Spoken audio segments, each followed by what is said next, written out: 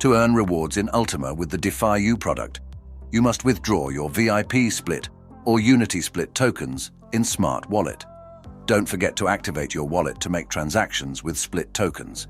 To activate the wallet, simply transfer one Smart to your wallet.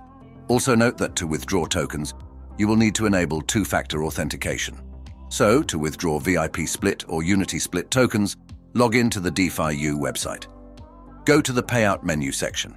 A window will open indicating the number of VIP Split and Unity Split tokens available for withdrawal. Select the balance from which you want to withdraw tokens and click Next Step. In the opened window, you will need to paste the address of your Split wallet. The address can be copied to Smart Wallet.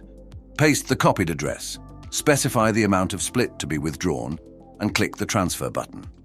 Next, a window will open where you need to enter your two-factor authentication code. Open the Google Authenticator application and enter the code that is current in the application into the corresponding field. If you have completed all the steps correctly, you will receive a message confirming the creation of a token withdrawal request. Your tokens will soon arrive at the wallet address you specified. You can view your payout history in the Payouts History section. If you have any questions, please feel free to contact our support team. We're here to assist you. We wish you success in your endeavors.